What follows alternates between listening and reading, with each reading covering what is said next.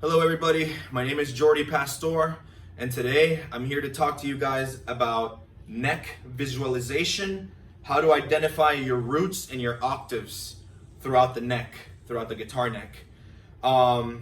There's many different perspectives, by the way, that one can have for this. There's many different ways that somebody can look at the guitar neck and memorize where the root notes or octaves are of certain notes. I'm going to give you guys my perspective, my personal perspective coming from, and this comes from me, who I'm a former bass player. So for this lesson, I want you guys to forget momentarily about the high E and the B. So the high E and the B, you just forget about these strings, and we're just gonna look at the fat strings of the guitar, the 4 fat strings, kind of like a bass. The advantage that playing bass gives you in that regard is whenever you have these 4 strings only, they're all tuned in fourths. It's like a stacked fourths chord whenever you play them, like that. Or if you were to come to the 5th fret and bar and play the 4 notes, you know, that's a chord made out of stacked fourths, you know, in this case. So we're gonna use that mentality to learn the root notes and the octaves of whatever key you may be in. So we're going to utilize this position, the power chord position. The reason why I love the power chord is because it's composed starting with the lowest note. It's root, 5th, root is how it goes. So the bass note is your root, then your ring finger here is your 5th, and your pinky is usually the one that's playing the other root. So automatically, if we're in the key of A, automatically you know that you got a root right there. You got a root right there. So you just exclude the ring finger and you end up with that. I'm obviously muting the A string right now as I'm doing this. So whenever you memorize, you know that power chord position, that gives you a huge advantage in being able to locate your roots, assuming that you've already learned all your notes on the 5th string and the 6th string, which on the bass would be the 3rd and the 4th string. Whenever I started playing bass, I learned that this was a G, this was an A, this was a B, this was a C, this was a D, and this was an E. And I pretty much F sharp, this one right here, the 9th fret on the A string. And I pretty much learned that these were my roots early on playing bass. That's how I was able to locate every other note. Like if I was playing in the key of C, for example, somebody told me like, hey dude, we're playing the key of C. I would find the C right here on the 5th string or 3rd string on bass, and with my index, and then I would complete the power chord, you know? And I would just take out that 5th. And then you end up with this kind of sound like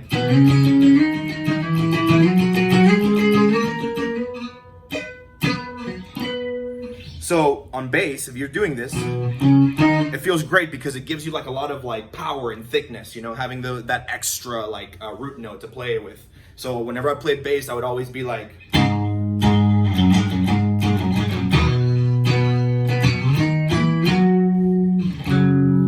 so that's fuzz, by the way. So yeah, like basically, if somebody tells you root, the G is your root, you're gonna remember that power chord position. You're gonna play your root, and then you're gonna complete your power chord, and you just take out that ring. It should sound something like this. So knowing that power chord position is already gonna guarantee that if you know your notes on the bass strings of the guitar, the 5th and the 6th, you already got, by default, you will always have that octave right there. Now, the other way that I like to visualize octaves, particularly if I'm on the 5th string, on the A string, is a C chord position. Whenever you think about a C chord, you know, you got your C right here, which is your index, and you lift your middle finger like that, and then your index, your ring, and your index, that is your octave right there. So if somebody tells you, hey man, we're playing the key of C, you know, and you're on your guitar, and you want to know the octaves, particularly on the B and the E string, that's a really good position to know. The C chord, open C chord, because you will always know that if that is your C, that's your other C. Same thing, if somebody tells you, hey man, we're in E, and you bring your ring finger to that E note right there, like you're doing like a C major chord, but starting on the E note like that, you will know that your index, that's your other E. Somebody tells you, hey man, we're in the key of A, you know? Okay, you go all the way to this A, you know that this is your other A. Almost like you're doing that C chord, you know? Obviously you're not going to do the whole chord, but you're going to play the root and the other octave right here. If you were to do the power chord position over here, instead of the C open chord position, it would look something like this. So that's your other A.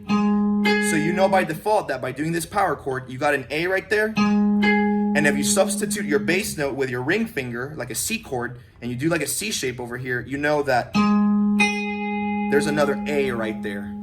So that is a very good way to be able to identify the notes on bass. That's a start, you know. Obviously, there's a lot more to it, and we didn't specifically look at the first string, the second string, and the G and the D. Once you start with your index there, it changes. The power chord is no longer like this. It becomes this, the power chord. Instead of this, it becomes this. So you know that if you're if you got your index on A, the A note, you know that this is A. And you want to do find your octave in a different way, utilizing a power chord starting on any string that is not the A or the E. You'll have to do like a little bit of a stretch for the power chord. So you know that these two are your octaves. And that's consistent throughout the whole neck, obviously.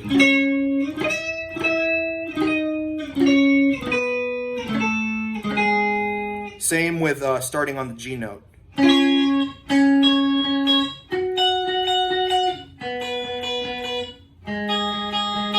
It's a little bit of a stretch, you know, dealing with those, but it should help you get the ball rolling on starting.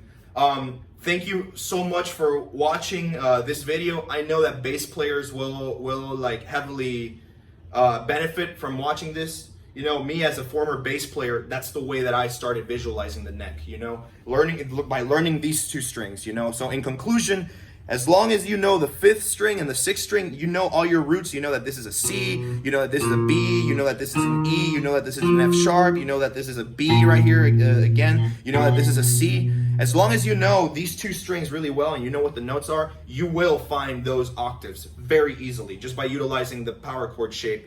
Once again, if you start on the 5th string, you just do like a C shape and you know that this is your C. You lift your middle finger, you know that that's your other C right there. Thank you so much for watching this video, guys. If you guys enjoyed this, please hit that subscribe button and please stay safe out there right now during this season. Thank you very much and have a great day.